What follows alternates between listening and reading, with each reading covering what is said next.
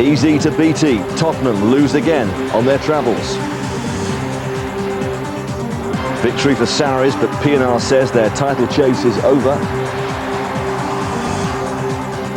And Australia on course for 14 Test victories in a row.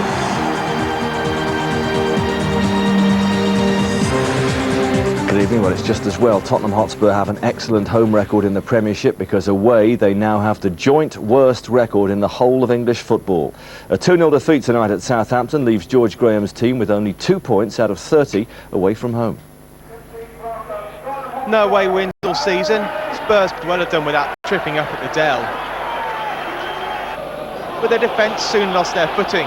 Kevin Davies latching onto the back pass, but he shot into the side netting. Ledley King breathed a sigh of relief. Tottenham soon warmed up, but the ball just wouldn't come down for Øyvind Leonardsen. The visitors' defence was soon found wanting again. Joe Tesson's effort on target, but Neil Sullivan equal to the danger. And it was third time lucky for the Saints. James Beattie's persistence paying off. He coolly finished for his 9th in as many games. Kevin Davies not enjoying as much good fortune in front of goal, but a minute later he appeared on the end of a Marion Pahard's cross for his first of the campaign. Plenty for George Graham to ponder in his half-time team talk. But whatever he said, it didn't have the right effect. Southampton could have been home and dry, but for the heroics of Neil Sullivan, El Khalej and Beattie going close. The home side shut up shop and it seemed to work. No clear-cut chances for Spurs, just more opportunities for Southampton.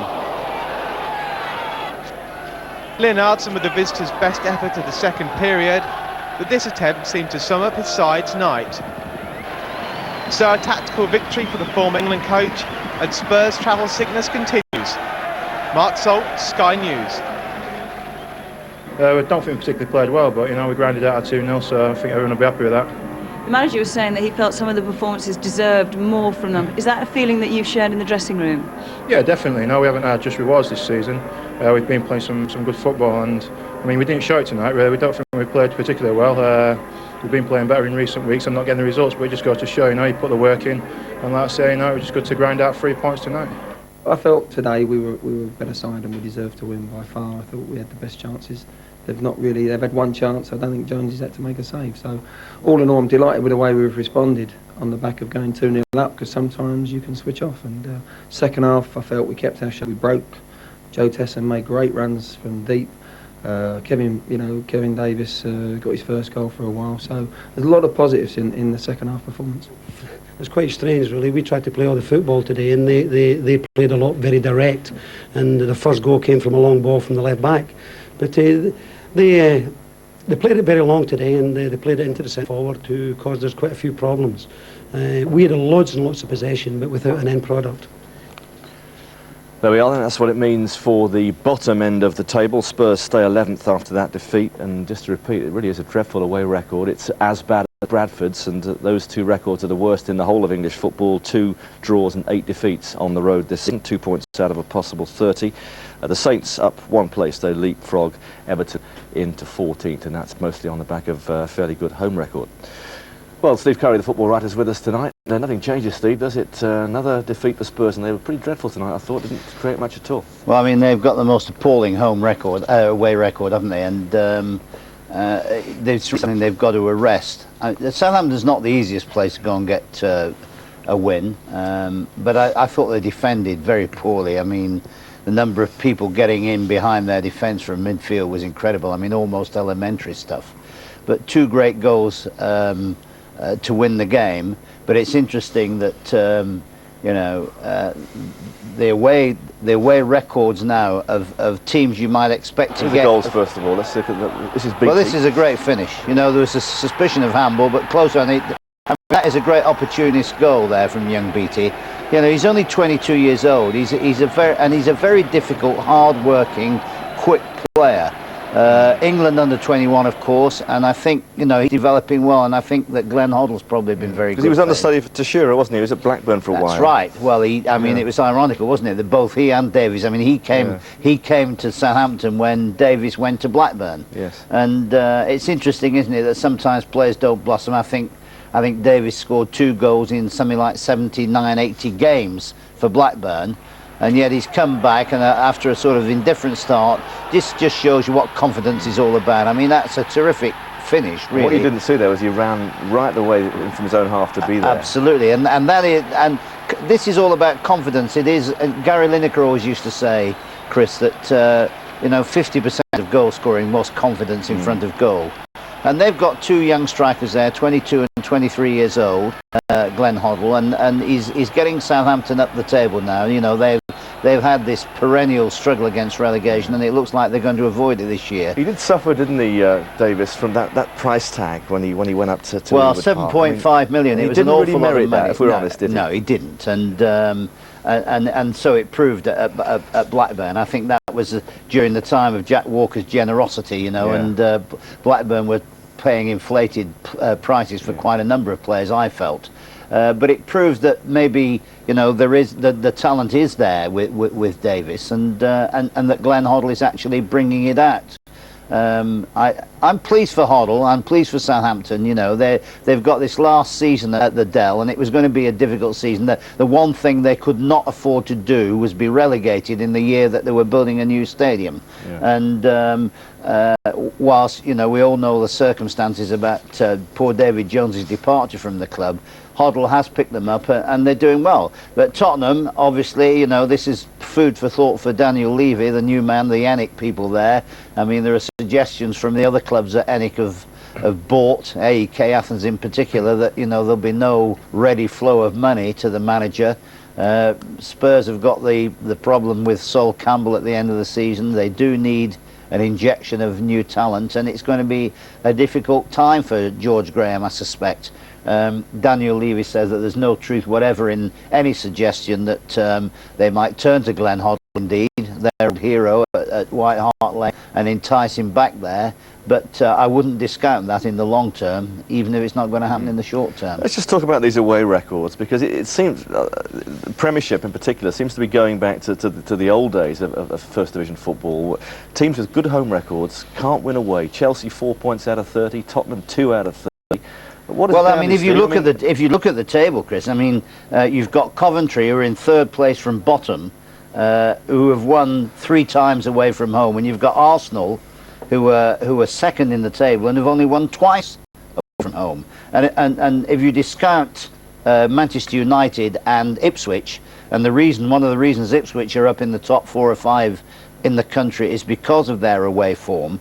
But the clubs on the road, I mean, Sunderland, who are 3rd, have found it difficult, 3 wins. Leicester have only got 4 wins. And I think Liverpool, the big clubs are struggling, aren't they? That's right. And perhaps that's an indication that, you know, clubs are turning their home matches into home grounds into fortresses, which always used to be the case in the old days.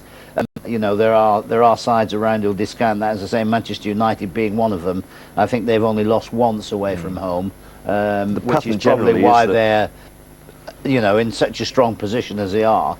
But I mean, at the end of the day, it's probably what you do away from home, given that, you know, the top clubs do pretty well at home. It's what you do away from home that makes a difference between whether you win the title or not. As it used to be years ago. Let's talk about Arsenal, who've had a very strange time of late, haven't they? They've had a couple of big wins at home, and well, it's interesting, isn't it? I mean, back at United, do you think, after this? Well, I do. I mean, I tipped Arsenal to win the title, and I think it was a matter of time before Thierry Henry began to score goals. He is a quite sensational player, in my view. He's obviously been a little bit upset about some of the publicity that has surrounded Arsenal in terms of them not scoring sufficient number of goals. And I still feel, and I've said it several times, that they do lack a player, a finisher in the box in the 6-yard area, an Ian Wright type figure.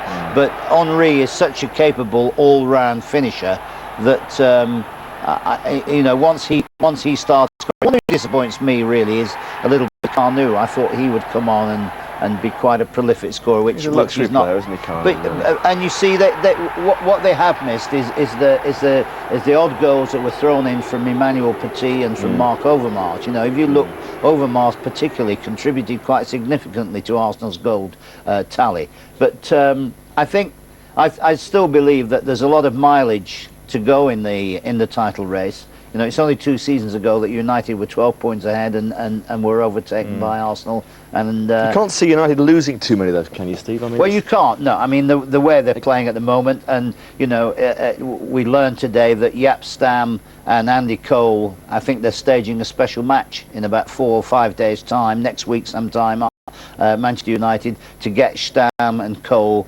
back after injury. And I think, you know, they have missed Jaap Stam, no doubt about that. And if they can shore up the defence, and it just proves, even without Sheringham, that they have such quality and depth that Ole Gunnar Solskjaer can come into the side and score 5 in 5 matches. You know, he is an amazing player to have as a squad player. I think very often on the bench. Described him as the best finisher he's ever seen, or one of the best. Well, I mean, if he seriously thinks that, one wonders why he isn't in the side more often. But he had 2 or 3 chances in this game. But that one, you know, the one that counted in the end, away from home against the side that hadn't lost at home this season, that was quite, I think, a significant victory. And although Arsenal had their glory day with all the goals, at the bottom line, United remain 8 points ahead as they were before the fixtures on Boxing Day, and with people like Cole and York and Sheringham to come back into the side. So they're in pretty healthy condition, really, Manchester United. But you still think 8 points going to be eaten into by Arsenal? Yeah, well, Fergie you never see optimism from Fergie around Christmas time. Easter maybe, but not this time of year. We'll wait to see what happens in the new year. Steve, thanks very much. Great indeed. pleasure. A quick mention of the other football news today. Everton hope to escape punishment from the FA after Coventry goalkeeper Chris Kirkland was hit on the back of the head by a missile thrown from the Goodison crowd yesterday. It happened minutes before the end of the Boxing Day fixture. The FA will wait for referee Neil Barry's report. There it was, before deciding whether to take any action. Everton, in the meantime, have condemned the incident, as they would do, of course, and have launched a search for the fan responsible. That's the football tonight. All the rugby and cricket to come after the break on Sportsline, plus the woman out to prove a point in a man's world.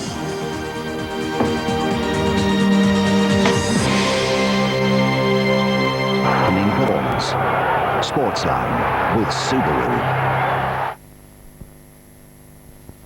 Winning performance. Sportsline with Subaru.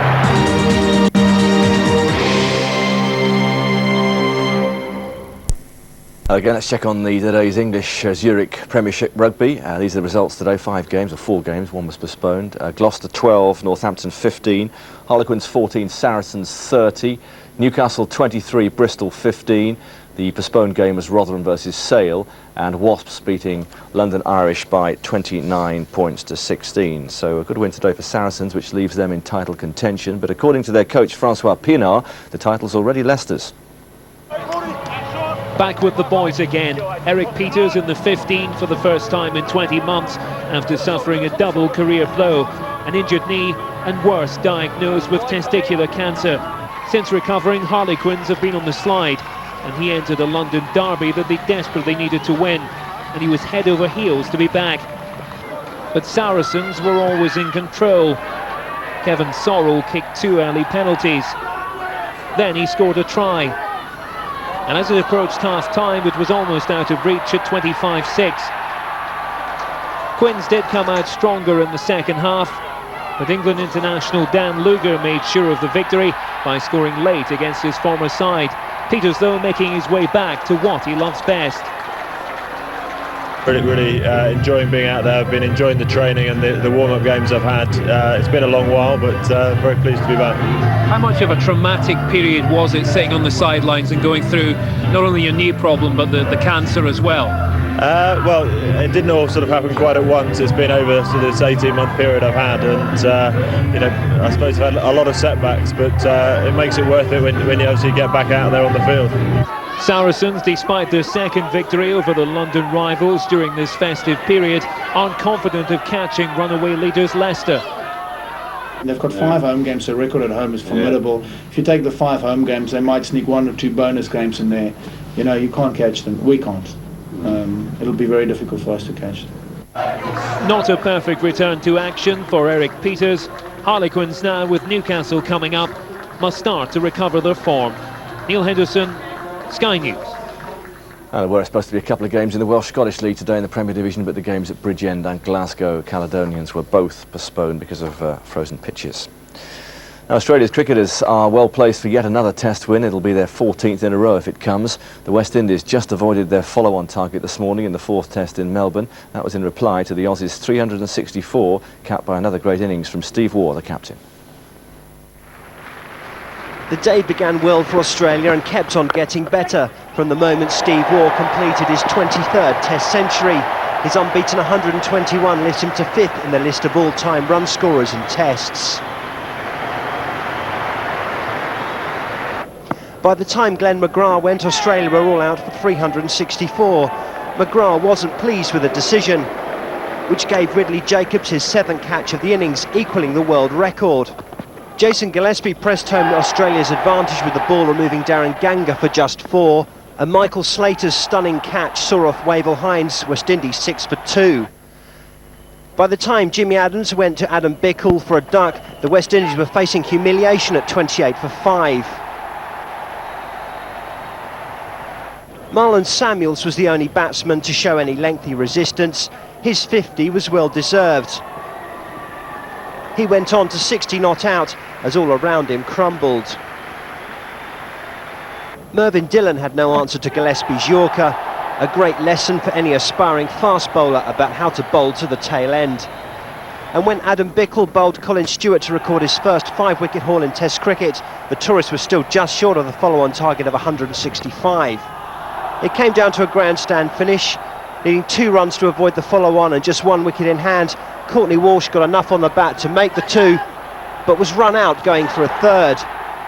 All out for exactly 165, but the West Indies are staring down the barrel of yet another defeat. Richard Johnson, Sky News.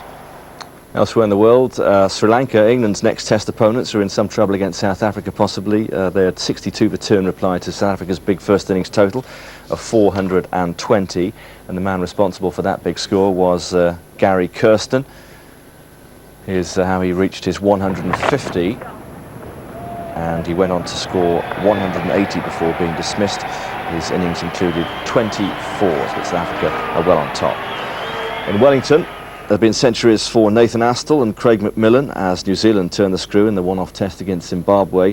The Kiwis has 475 for 6 at the close on day 2. McMillan has 142, Astle 141. To racing, the 14-1 chance. Jocks Cross won the Welsh National at Chepstow this afternoon. He finished a couple of lengths clear of the 2-1 favourite Moral Support, trained by Venetia Williams, ridden by Brian Crowley. And last year's winner, Edmund, with Richard Johnson on board, was way back, 30 lengths adrift in 3rd. Young Kenny was a non-runner. Now, there are precious fewer male preserves, it seems, than the pub, the hockey and the old dartboard, but that's all about to change this week when Gail King becomes the first woman to compete in the Darts World Championships. Considering she'll probably be heading back to Canada on Friday night, she's brought a lot of luggage. Despite the overnight flight from Edmonton, when she finally checked into the Players' Hotel, she was soon checking out on the practice board. She hasn't got much time to get over the jet lag before she makes darts history. Well, this is a dream come true because I've always dreamt of coming over and playing those guys. Some of them anyway. One of them anyway. Gail's the Canadian outside the world's top 10. She's in the championships by default after her female rivals opted for another event. I came over here to do the best I can do and shoot well, and whatever happens, happens. Hopefully I'll get, I didn't come over here to lose the first round, so I have to stay positive and get through the first round. Phil the Power Taylor is the reigning champion. King hasn't got a nickname yet, but she's got every chance of getting one if she can see off the shark, Graham Stoddart. She's had a bit of experience on stage, and she's been in front of the cameras before on stage. as long as she stays focused and plays her game, she'll give them a run. Or she might even surprise a few people. I think there's going to be a lot of people wanting me to do well, and then there's going to be some that's going to say, well, she's going to get her ass kicked or whatever. So you're going to have a mixed room. She's 1,000 to 1 to win the tournament. Making the second round would feel just as good. Ollie Foster, Sky News, Purfleet in Essex. Finally back to the football, as we saw earlier, still no sign of Tottenham or Sergei Rebrov being on song away from home tonight, but at least Rebrov is no more out of tune than his old Dynamo Kiev striking partner, Andrei Shevchenko. There are many who would like to fill these shoes. They belong to the man who was top scorer in Italy's Serie A last season, a star who dreams of becoming the next Marco van Basten. But like many English stars of the 80s, he dreams of one more thing: topping the music charts.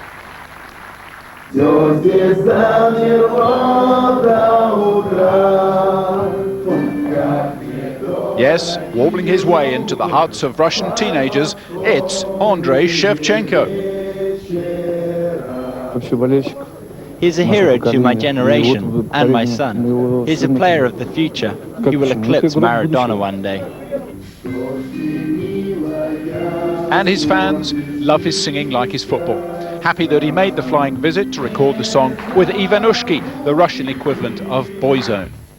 But if Shevchenko is serious about a career in music, then doesn't he need advice from England to do it? Paul Gascoigne could help with a hit about Kiev, Shevchenko's hometown.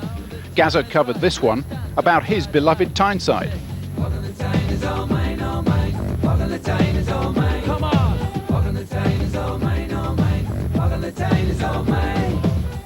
He also needs to get AC Milan to do one of these. No one does a NAF Cup video quite like an English team on the way to Wembley. And could the Ukraine national team inspire a stunt like this? John Barnes and New Order singing World in Motion. Much more palatable for a football audience.